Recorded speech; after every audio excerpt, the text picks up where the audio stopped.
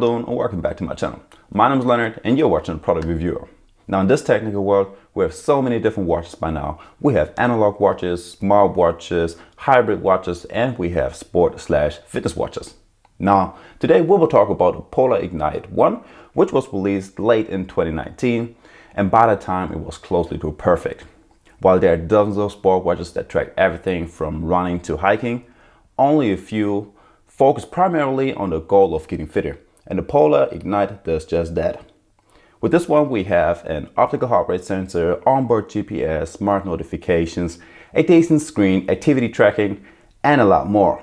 But for now, let's look at some specs. The Polar Ignite has a 1.2-inch LCD touch display with a resolution of 240 by 204 pixels and a Dragon Tail glass lens. Now you would think since we have a round sport watch we should have a 240 by 240 pixels instead of the 240 by 204. But if we look closely, I hope it's focusing, you see that we have a little flat tire syndrome on this one as well as on the Ignite 2. And this is giving us this awkward resolution. Also, we get a 165 mAh battery, which will last for about 5 days on normal usage and 17 hours if you have the GPS continuously turned on. It is water resistant up to 30 meters, so it's suitable for pool or open water swimming, but just don't go diving with it. The 43 by 43 by 8.5 millimeter glass fiber reinforced polymer case has a one physical button on the side and a stainless steel bezel, and all that weighs in at 35 grams without the wristband. Talking about a 20 millimeter wristband, you either get a TPU plastic wristband if you take the black or silver model, or get a smooth silicone strap with any other color. As for any sport watch, the workout section is one of the most important ones. Now this watch has 130 different sport modes. For example, you have walking, running, cycling, but you also have a big variety of different water and extreme sports, as well as basically every ball sport. In the Polar Flow app, in the section Sport Profiles, you can select up to 20 different sport modes, which you will then have on your watch. Of course, you can swap them out anytime later if you want to. Next, you can select these sport modes and customize them in the app to your likings. For example, you can customize the heart rate zones, what should be displayed on the watch while you're working out, and much more. Now, as you may know, I'm not a big fan of the Polar heart rate tracking, as it always seems to be way too high. And I have the same problem with the Polar Ignite. Now, in several workouts, my heartbeat jumped over to 170 beats per minute, even though I was just casually walking in the city. And believe me when I tell you that this is not normal.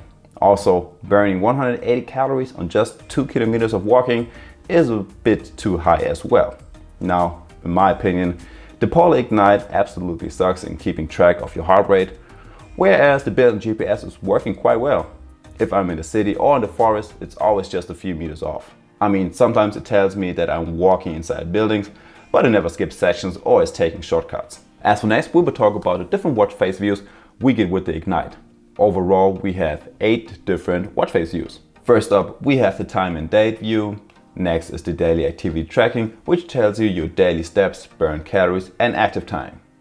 The third one is the heart rate tracking, which is giving you the maximum and minimum heart rate, as well as the lowest heart rate while you were sleeping. On another one, you get to see all of your latest training sessions, and like on every Polar watch, you have the nightly recharge feature. This one basically tells you if you're ready for another workout for the day or not, based on the ANS and the sleep charge. Oh, by the way, the ANS charge tells you how much your autonomic nervous system calmed down during the night.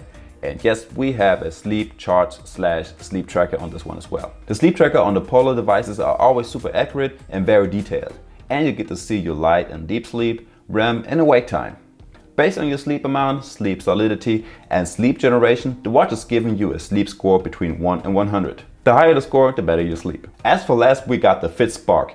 This one is basically a personal training guide. It is offering workouts that match your recovery, fitness level, and your training history. So it's either strength training, cardio, or a supportive workout. As for the last features, we have the fitness test, which is calculating your VO2 max, and you have Serene, which is basically a guided breathing session between 1 and 20 minutes for relaxation. Now, navigating on this watch could be a bit laggy every once in a while, but overall it's not too bad. If you swipe up, we see our notifications, and we even get a little red dot when we have unread messages. Now keep in mind that we cannot reply to any messages on this watch, so we still need our smartphone for texting. Swiping down opens up the quick panel. Over here you have a few options like set an alarm, you have the D&D mode, or the flight mode, and the screen lock. So what do I think about the Polar Ignite? And there are a few things that I noticed while wearing this watch. The first thing is that it loses connection every once in a while, which can be very annoying and it's hard to get reconnected. Now, if you're having the same problems, here's some things that I do. I turn on and off the Bluetooth, disable the watch in the Polar Flow app, and enable it. And that actually works the best. And if all that doesn't work, I reinstall the Polar Flow app, I restart my smartphone, and I restart the Sport watch, and one of them always works. Maybe not on the first try, or it will take a few minutes, but one of them definitely will work. Another thing which is quite annoying and which I have already mentioned is the heart rate tracker. I mean, you pay 230 euros for something that can actually properly track your heart rate. I mean, there's so many other sport watches or fitness trackers out there that are way better in that department, like the Huawei Band 6 or the Fossil Everett, which I have recently reviewed, so I will leave the link in the description below if you want to check them out, or I'll put one of those pop-up links over here in the corners. But besides the things that I just mentioned, the Polar Ignite actually isn't that bad.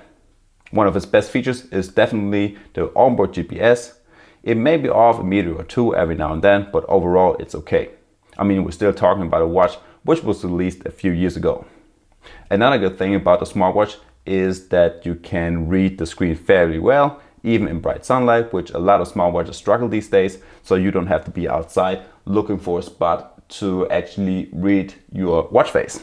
Now with this one, you also get over 100 different sport modes and you have a nice looking watch. Now folks, that's already it for the video. If you like it, don't forget to leave a like and consider subscribing if you want to see more smartwatch reviews. It only takes 2 clicks, it's for free, and it will help me out a lot. With that being said, see you the next time. Peace.